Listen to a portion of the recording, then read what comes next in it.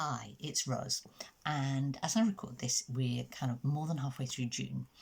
And back in May, I took part in something called Maybe Midrash, which was a marvellous experience, reading experience for me, for which I have to thank Felicia and Steve and Jason, who were the hosts, and I'll link to that in the discussion below.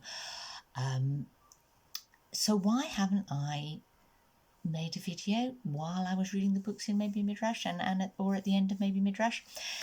And I think that's because I found it quite difficult. Now, I think because we were very positively invited to take part in Maybe Midrash if we were a person without any faith, if we were an atheist or whatever our faith might be. And so I embraced that, and I got a lot out of it. But when I came to, and actually it took over, almost it pervaded almost all the things I read in May. I kept seeing kind of spiritual elements in books that I might not, well, they were there, but they wouldn't have jumped out at me in the same way. So yeah, very rich. But when I tried to record a video about it, I found myself mincing my words because of perhaps not feeling like I own stuff that is about religion and spirituality, you know, and that I might upset or offend people, or I don't know. So I didn't do it. What changed my mind? Okay, now, and this is a strange thing, but I have a favourite run that I do on a Sunday morning, and I run a couple of miles up the hill from my house and into an old woodland called Stanmer Park, Stanmer Woods, and in that park the path that I run along has some really old beech trees either side of the path, and running along there, I had one of those moments that, you know, when you're suddenly struck by the beauty and a kind of like a sense of awe and joy by something. And it's kind of like the closest I get to a real kind of spiritual experience, I suppose, moments like that in perhaps in a wood. I know I get the same experience sometimes, like looking down the nave of a Gothic cathedral with like columns either side, or in a well-preserved Greek temple. Why is that? It's something about those things soaring upwards to the sky. It's that thing of being reminded of how huge and beautiful the world is and how tiny you are within it, and yet you can appreciate its enormity. That feeling is a beautiful one, and I think that is a feeling that human beings seek and appreciate, and is a feeling that religion or kind of spiritual experience provides for many people, even if it's something that I might sort of slightly dismiss. Actually, it's very real. There is a reason why human beings over the millennia, you know, right back to the Neanderthals or whatever, appear to have sought out belief, faith, a sense of the sort of supernatural, or it's like almost like a kind of fundamental human wish and desire. So the fact that I find aspects of organised religion very unappealing is kind of neither here nor there, and I shouldn't feel it doesn't allow me to own some of this. And actually, I'm very interested in how human beings use faith to deal with those big feelings and emotions. That feeling of awe and insignificance in the face of the universe, and feelings we find difficult, like grief and shame and guilt, and our need for belonging, to feel like loved and important to someone or something. Religion kind of feels that. as well, doesn't it? So yeah, it's a good thing to read about and a good thing to talk about. And yeah, so I jolly well making this video after all, somewhat belatedly. So what did I read for my Midrash? Well, we were asked to choose a book of non-fiction to read, and the book that I chose was the Bible, or the history of the Bible, the book and its faiths by John Barton. Now, this is what I have to say. I have to thank the three instigators of this readathon, because I would probably never have bothered to pick up that book if it hadn't been for Maybe Midrash. And what a rewarding and interesting experience it was reading it.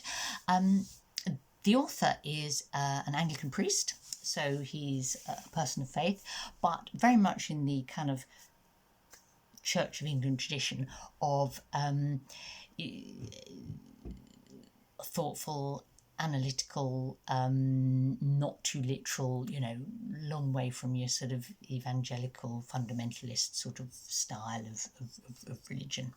And he is a real scholar. It's a very scholarly book, which I think appealed to me.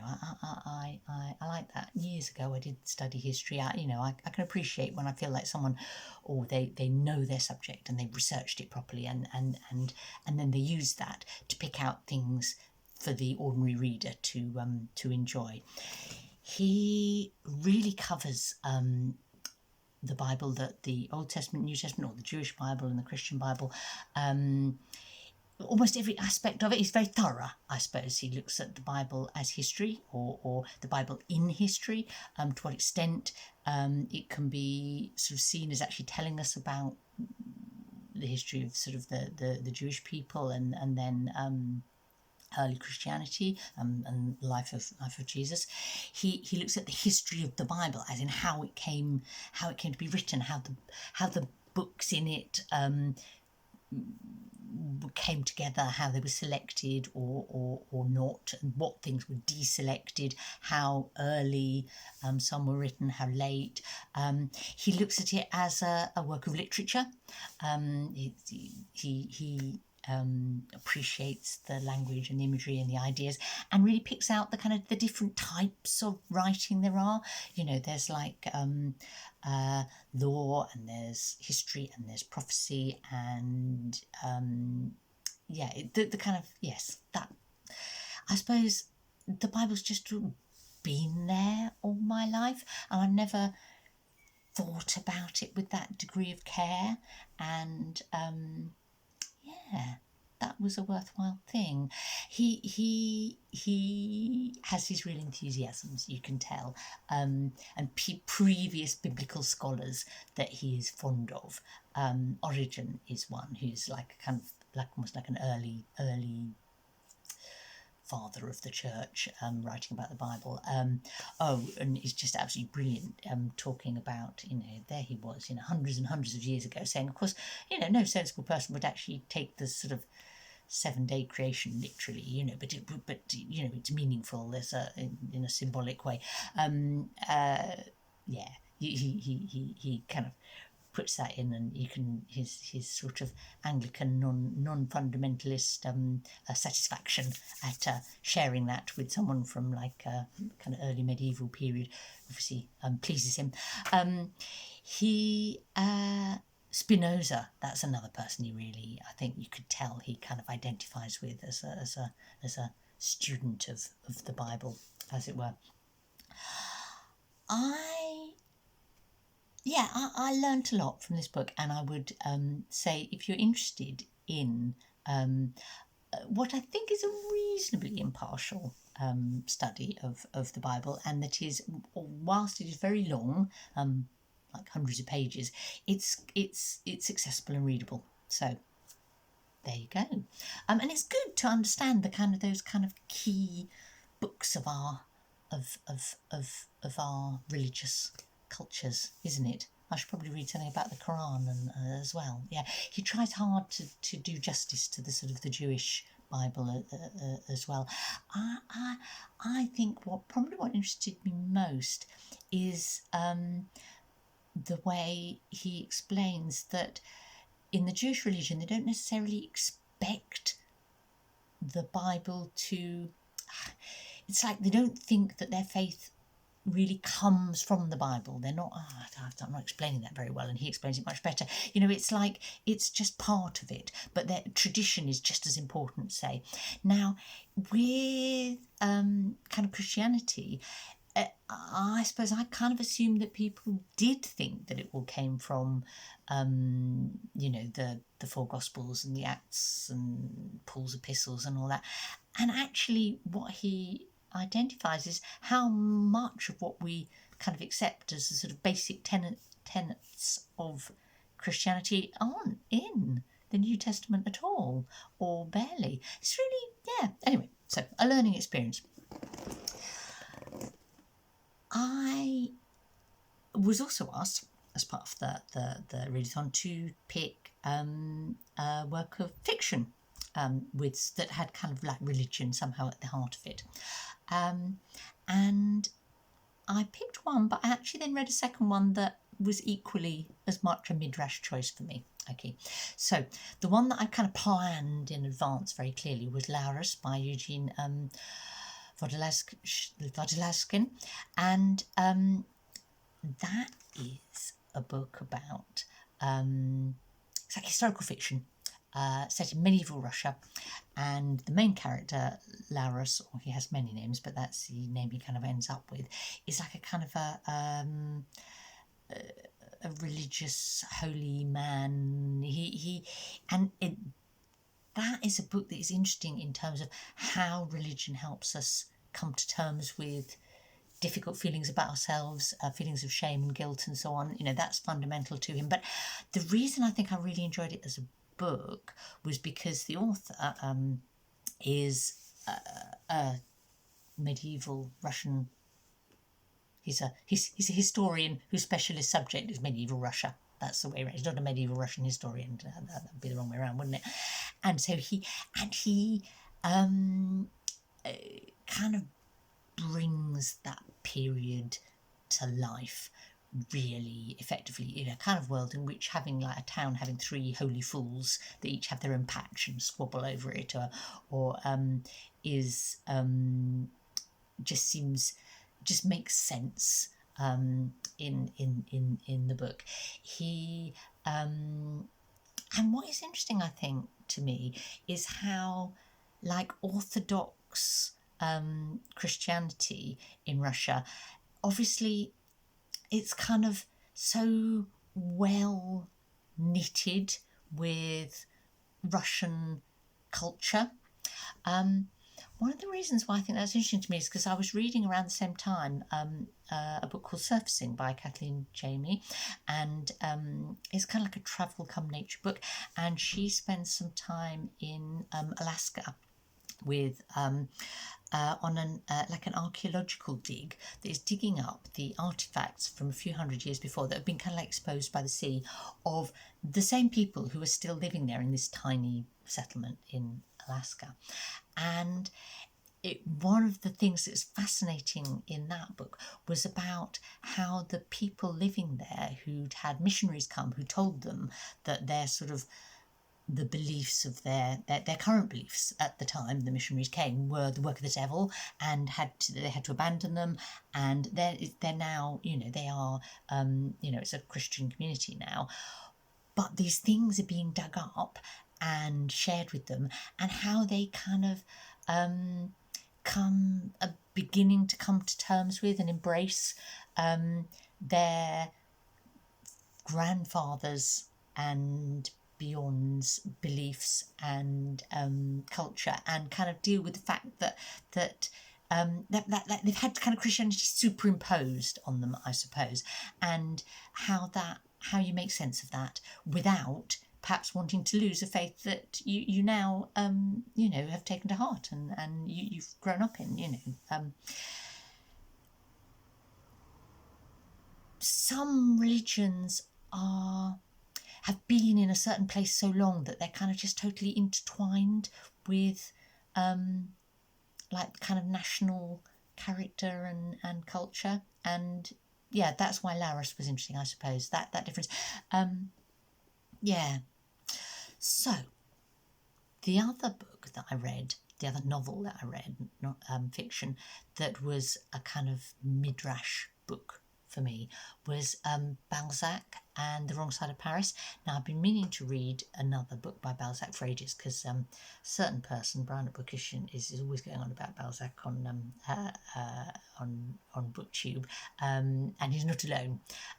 There's a kind of a Balzac read just starting. Oh, is it Remembered Reads? Oh, I've forgotten who he is. I'll put it out who she is that's doing this. I'm enthused by it and it's gone out of my head. I'll put it in the description. But yeah, I thought, yes, I want to read a Balzac, and that this one, Wrong Side of Paris, is again a book about how someone might kind of turn to religion to deal with difficult experiences in their past and difficult emotions and feelings of failure or guilt or loss. The Wrong Side of Paris is about a kind of secular religious community. I mean, when I say secular, I mean like not like monks and nuns. You know, they're like a little group of people that have come together and they're doing charitable works inspired by their Christian faith. Kind of secretly in Paris. It's got all the fun of like kind of secret society. I really thought it was a great book, even though it was kind of quite odd, and I might have thought it was not my kind of thing. But because I was in a kind of midrashy frame of mind, being really interested in how people use and benefit from religion, I suppose, it was particularly enjoyable. One thing I have to say about religion, and this is as someone who works in the voluntary sector, and is the important role that religion does have in inspiring kind of charitable and voluntary activities. You know, anywhere you go, any town you go to, a good chunk of the work that's like done with the homeless is going to be done by organisations that are kind of like religiously led, and not necessarily church. You know, it could be Islam, Sikhism. You know, they seem to promote that same thing, and that's a real strength, I suppose.